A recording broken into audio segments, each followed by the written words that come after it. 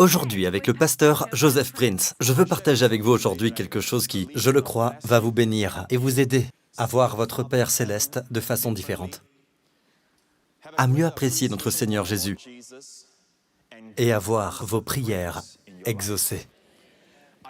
Je vais essayer, par la grâce de Dieu, de détruire toutes les idées fausses que vous pourriez avoir, surtout dans le domaine de la prière.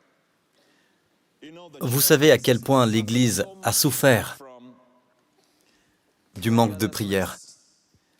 Sans parler des gens dans l'Église, parmi les chrétiens, qui disent aux autres que la raison pour laquelle le Seigneur ne répond pas à leurs prières, c'est à cause de ceci ou de cela. Ils placent tant de fardeaux et d'obstacles sur le chemin que les gens cessent tout simplement de prier. Parce que si Dieu va voir en moi des fautes quand je prie, comment pourrais-je voir ma prière exaucée? À quoi bon prier alors? Vous voyez, les gens ont des idées qui diffèrent. Vous vous souvenez tous du message que j'ai prêché intitulé « Pourquoi prier ?» Pourquoi prier si Dieu est omniscient? Pourquoi prier si Dieu sait déjà tout? N'est-ce pas? Le problème, c'est que ce genre de raisonnement, ce genre d'idées fausses, de fausses croyances, feront que vous ne prierez pas. Parce que vous direz, Dieu sait de quoi j'ai besoin de toute façon. Dans Matthieu 6, dans le Sermon sur la montagne, Jésus a parlé de la prière. Regardez ici, il dit, « Ne les imitez pas, c'est-à-dire les membres des autres peuples, car votre Père sait de quoi vous avez besoin avant que vous le lui demandiez. » À cause de leur façon de raisonner, les gens disent, « De toute façon, mon Père connaît tous mes besoins avant que je demande, alors pourquoi prier ?» Pourtant, le verset suivant dit, « Voici donc comment vous devez prier, parce que le Père connaît tous vos besoins. » Voici donc comment. Il ne dit pas, donc il ne faut pas prier. Il n'a pas dit, à cause de cela, ne priez pas. Au contraire, il dit, parce que votre Père sait de quoi vous avez besoin avant que vous le lui demandiez, demandez-le. La question, c'est, si vous voulez l'avoir, il vous faut montrer à Dieu que vous le voulez. Ouvrir la bouche, ouvrir les mains, c'est cela, prier. Dans 3 Jean 2, nous avons vu, la semaine dernière, que Jean est maintenant un homme âgé. Celui qui se penchait sur la poitrine de Jésus quand il était adolescent, l'un des 12 disciples, celui qu'on appelle le disciple que Jésus aimait. Ici, il est vieux. C'est un des disciples qui a vécu le plus longtemps. Il n'a jamais subi le martyre, il est mort de vieillesse. Et tout simplement parti retrouver Jésus. C'est donc dans son grand âge qu'il a écrit les épîtres de Jean. Il a aussi écrit l'évangile de Jean, vous le savez tous. Mais ici, ce sont les épîtres, 1 Jean, 2 et 3 Jean. Dans 3 Jean, il est près de la fin. On peut dire que le dernier, c'est le livre de l'Apocalypse. Mais à ce moment de sa vie, il connaît la volonté de Dieu. Et pourtant, Jean, qui est maintenant âgé, qui a suivi Jésus pendant tant d'années, qui connaissait le cœur du Seigneur parce qu'il avait l'oreille penchée sur le cœur de Jésus, qui connaissait l'Urim et le Thummim, les lumières et les perfections. Voici ce qu'il a dit. Bien-aimé, il s'adresse à nous. Il ne parle qu'aux croyants, pas aux gens du monde. Bien-aimé, je souhaite que tu prospères à tous égards. Et il continue, et sois en bonne santé, comme prospère l'état de ton âme. Alors, ceux à qui il écrit, leur âme était-elle déjà prospère? Oui. Comme prospère l'état de ton âme est écrit au présent. Cela signifie que leur âme était déjà prospère. Il a quand même prié, rien d'automatique, il a prié. Je souhaite que tu sois en bonne santé, comme prospère l'état de ton âme. Remarquez que la santé et la prospérité dans ce verset sont évoquées par un homme qui connaissait les battements du cœur de Jésus. Voici donc le principe. La première des fausses idées que je veux sortir de vos pensées est celle-ci. Si Dieu sait déjà tout, pourquoi prier? Et si mon âme est déjà prospère, que je vais à l'église tous les dimanches, que j'écoute les sermons du pasteur Prince, que je lis ses livres, etc. Mon âme est prospère. Oui, mais quelquefois, il y a un blocage, d'où qu'il vienne, que ce soit un blocage d'origine satanique ou autre. Priez, priez! Père, grâce à Jésus, mon âme est prospère. Merci pour cela. Maintenant, fais que ma santé prospère. Que je prospère dans toutes les sphères de ma vie, Seigneur. Et je prie pour mes enfants, Seigneur. Fais qu'ils prospèrent, Seigneur, au nom de Jésus. Dans leurs affaires ou leurs études, dans tous les autres domaines de leur vie, Seigneur. Fais qu'ils prospèrent. Accorde-leur la sagesse, Seigneur. Combien de fois dois-je prier comme cela, pasteur? Prier et continuer de prier ainsi. La Bible utilise l'expression « continuer de demander ». Jésus, dans le Sermon sur la montagne, dit « continuer de demander ». L'original grec signifie « continuez à demander et vous recevrez ». « Continuez à chercher et vous trouverez ». « Continuez à frapper et l'on vous ouvrira ». C'est l'année où la porte s'ouvre. En anglais, demander commence par la lettre A. Chercher par S. Frapper par K. Cela donne ask. Demander. Vous ne recevez pas car vous ne demandez pas. Si on lit la Bible, on y voit de nombreuses références au fait que Jésus priait tous les jours. Il se levait tôt le matin, avait une journée très chargée jusque tard dans la nuit. Le soir, les gens continuaient à amener ceux qui étaient possédés par des démons et ceux qui étaient malades, et il les guérissait tous. Il se levait quand même tôt le lendemain matin. Sa plus grande priorité, prier. Si Jésus priait, ne devrions-nous pas le faire d'autant plus? D'accord? Maintenant, j'en viens à une autre fausse idée que nous avons. Pasteur Prince, nous devons prier longtemps. On va en parler. D'accord? Vous savez quoi? Pourquoi ne pas en parler tout de suite? D'accord? C'est intéressant. Jésus n'a jamais condamné les prières courtes. Mais on trouve plus d'un passage dans la Bible où Jésus émet une condamnation. Quand il y a hypocrisie, il a dit aux pharisiens, vous faites pour l'apparence de longues prières. Une des meilleures prières fut celle de Jésus à la tombe de Lazare. Jésus leva alors les yeux et dit, Père, commencez à compter. 1, 2, ok? Donc, Père, je te remercie de ce que tu m'as écouté.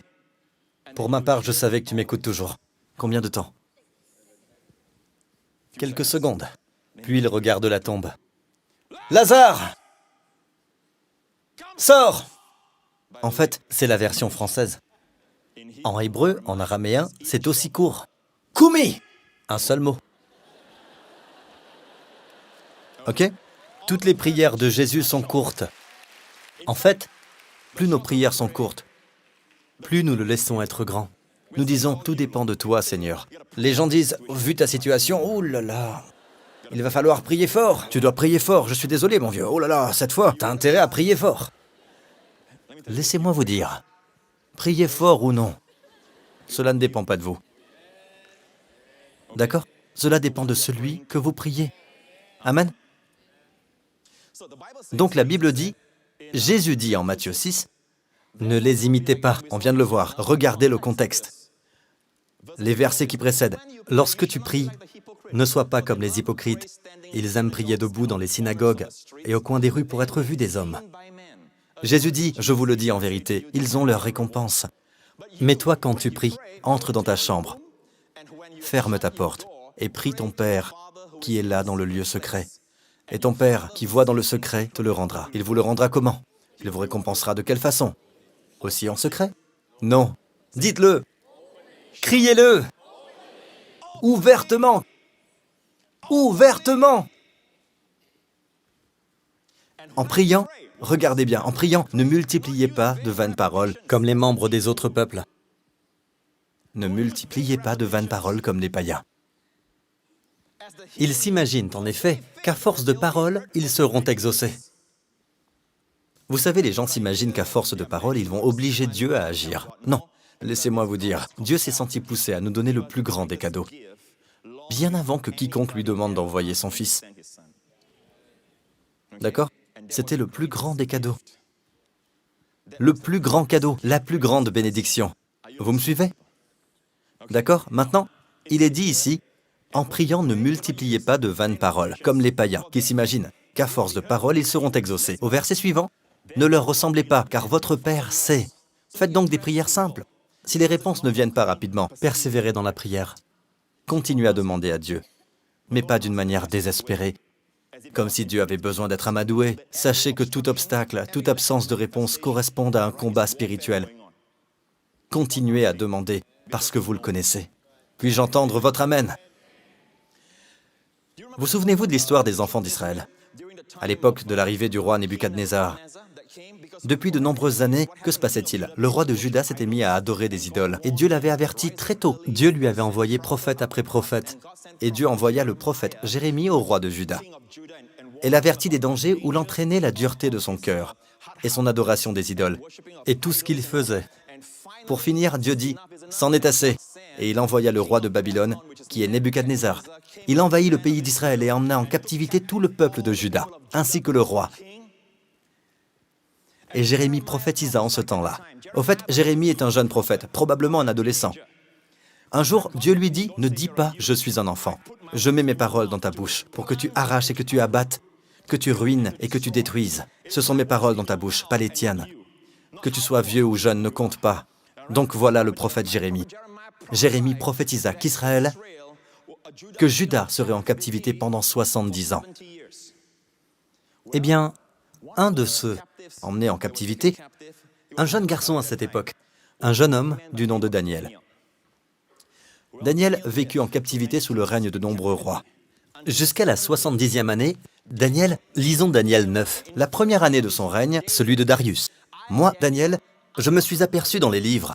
Dieu ne lui a pas parlé, il était en train d'étudier sa Bible. Qui sait que l'un des meilleurs moyens que Dieu emploie pour vous parler est sa parole?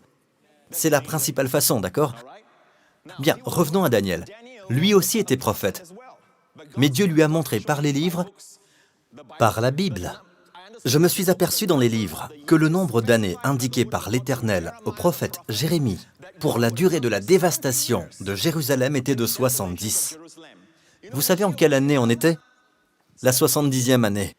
Quand il a lu Jérémie, quand Daniel a lu la prophétie de Jérémie, c'était déjà la 70e année que Juda était en captivité.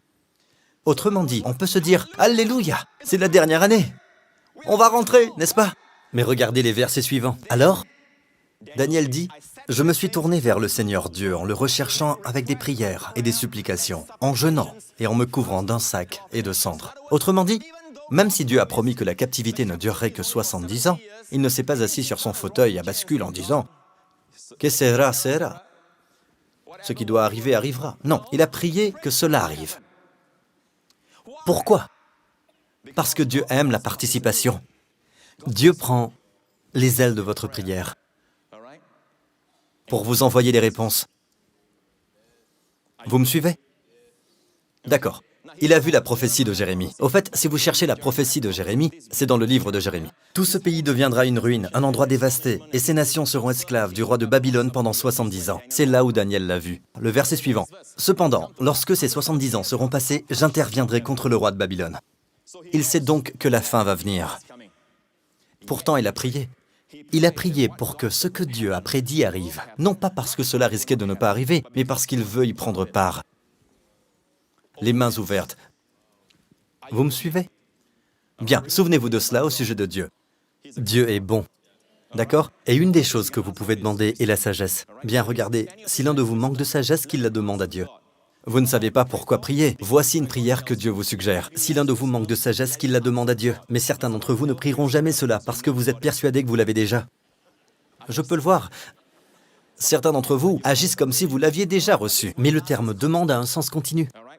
C'est un présent actif impératif. D'ailleurs, cela veut dire que c'est impératif. Dieu n'a pas dit « si vous manquez de sagesse, à vous de voir si vous voulez la demander ». C'est un impératif. Donc, si quelqu'un d'entre vous manque de sagesse, que doit-il faire? Qu'il la demande à Dieu, pas à son pasteur. Qu'il la demande à Dieu, qui donne à tous, simplement et sans faire de reproches, et elle lui sera donnée. Donc, simplement et sans faire de reproches. Simplement, sans faire de reproches. Je vais aller très vite, d'accord? Je ne veux plus parler du présent et de toutes les explications qu'on peut tirer de la version grecque. Je veux juste vous dire rapidement ce que le grec dit. Voici ce qui est dit. Dieu qui donne à tous avec libéralité. Le mot « donne » est ici un participe présent actif, signifiant donner sans cesse. Dieu ne cesse pas de donner. Je vous le dis, Dieu donne plus que ce que vous recevez.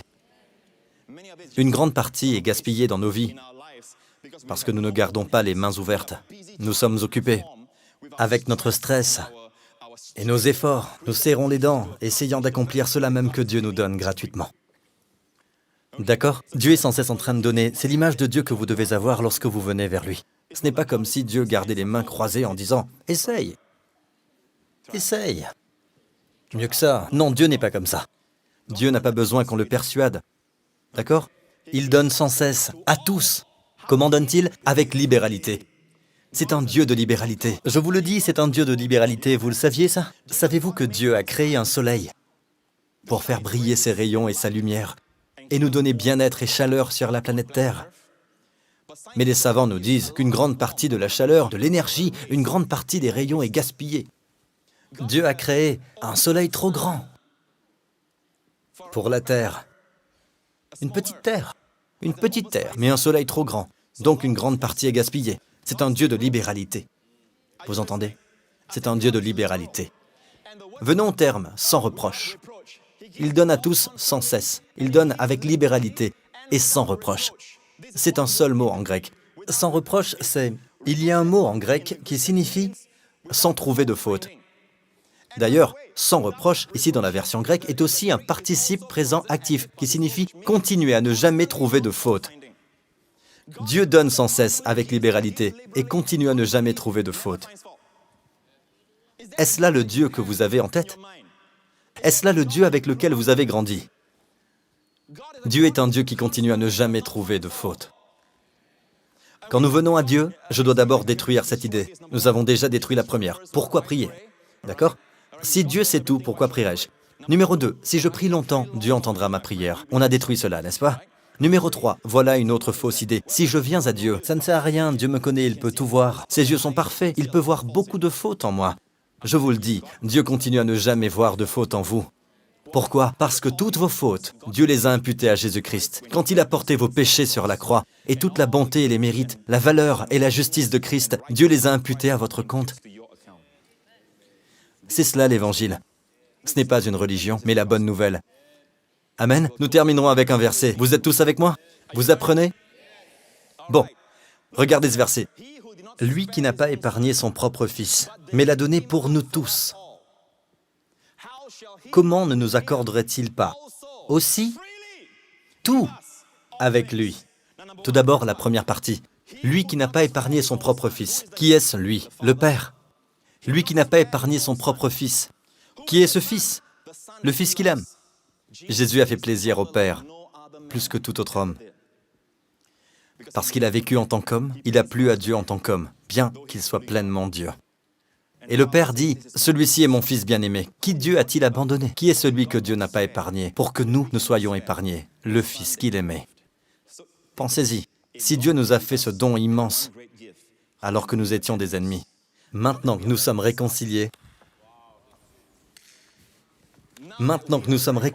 sommes devenus comme Abraham, des amis de Dieu, pourquoi ne nous accorderait-il pas des dons de moindre valeur? Vous me suivez? Pouvez-vous en intégrer un peu plus? Regardez le mot « librement ». Ce mot nous parle de quoi? De la façon dont Dieu donne. La façon dont Dieu donne. Il n'y a pas de prix à payer. C'est gratuit. Notez que si Dieu était obligé de donner, il n'emploierait pas le terme « librement » si certains d'entre vous méritaient. Les dons et les bénédictions, Dieu ne pourrait pas employer le terme « librement ». Dieu serait contraint de vous les accorder. Dieu serait obligé de le faire. D'accord? Même à contre-cœur. Mais non, Dieu ne doit rien à personne. Il est libre de donner à qui il veut donner.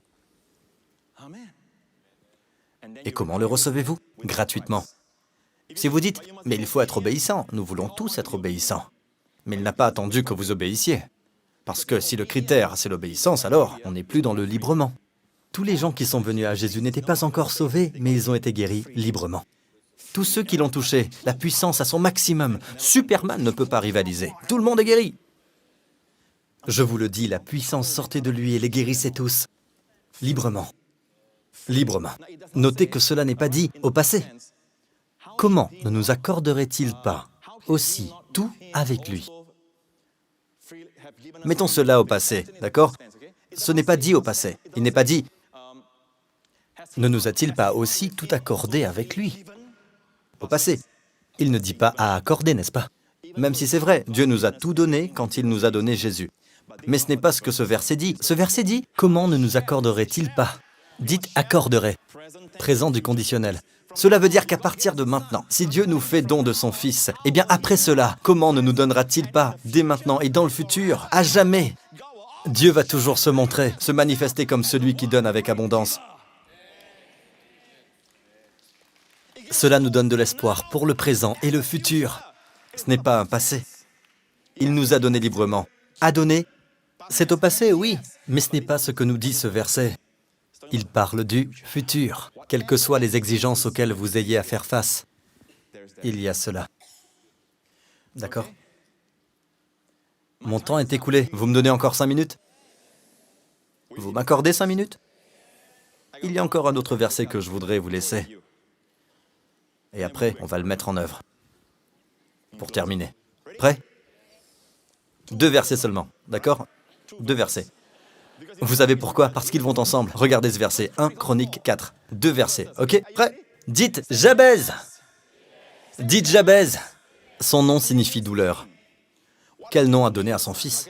À cette époque, à la naissance, ils nommaient leur fils suivant les événements qui venaient d'arriver ou qui avaient marqué la famille. Donc, c'est évident que la mère la portait en souffrant. Et Jabez était plus considéré que ses frères. Et sa mère l'a appelé Jabez. En hébreu, Jabez, qui veut dire douleur. Elle déclare « Je l'ai porté dans la peine ou la douleur ». Pauvre garçon. Toute son enfance, on l'a appelé « Hé, douleur ! Frappe un bon coup !» Hé les gars, je suis ici avec douleur. Attention les gars, ça va faire mal. Quand vous le portez, vous avez une douleur dans le dos.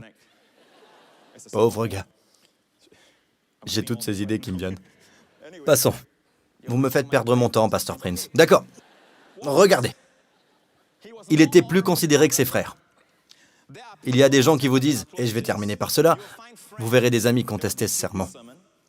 Parce qu'ils viennent de milieux qui vous disent, c'est égoïste de demander des choses pour soi. Comment peut-on demander à Dieu de nous faire prospérer? Comment peut-on demander à Dieu de nous préserver du malheur? Le malheur est là, il atteint certains et pas d'autres. C'est comme la loterie au casino. Personne ne sait. Les chrétiens parlent comme cela. On ne sait jamais, on ne sait jamais, on ne sait jamais. La santé dépend de votre ADN, non plus du Seigneur. Des chrétiens parlent comme cela. Donc, ils disent, vous n'avez pas le droit. Et de toute façon, ceux qui prient pour eux-mêmes, leur santé, leur prospérité, leur famille, sont tous des égoïstes. Est-ce vrai? Regardez, voici la prière de Jabez. Et le Saint-Esprit a cru bon qu'elle soit écrite. Nous terminerons avec cela. Jabez fit appel au Dieu d'Israël en disant, « Veuille me bénir !» Comptez le nombre de « me », d'accord? « Me », le pronom personnel. « Veuille me bénir et agrandir mon territoire. Que ta main soit avec moi. Préserve-moi du mal, afin que je ne vive pas dans la douleur. » Ça fait beaucoup de me, de je, de moi.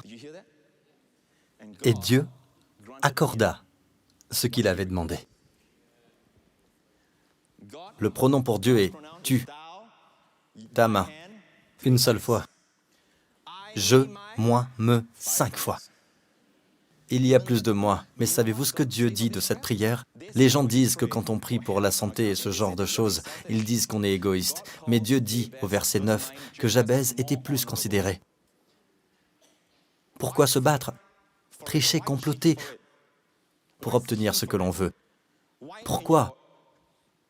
En recherchant la réussite, écrasez-vous les autres. Pourquoi tout cela? Quand on peut demander à Dieu.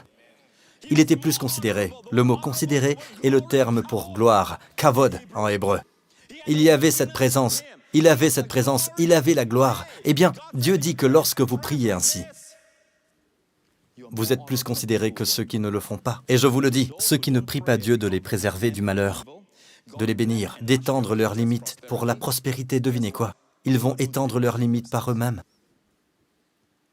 Ceux qui ne demandent pas à Dieu de les préserver du malheur sont remplis de peur et d'inquiétude, et leurs familles sont remplies de peur et d'inquiétude. Pourquoi? Parce qu'on ne sait jamais, Dieu va nous protéger ou bien il ne va pas le faire. Ce n'était pas l'attitude de Jabez. Si Jabez a prié ainsi, et Dieu dit qu'il est plus considéré à cause de cela, je vais aussi prier de cette façon. Nous allons terminer avec cette mise en pratique. Vous êtes prêts?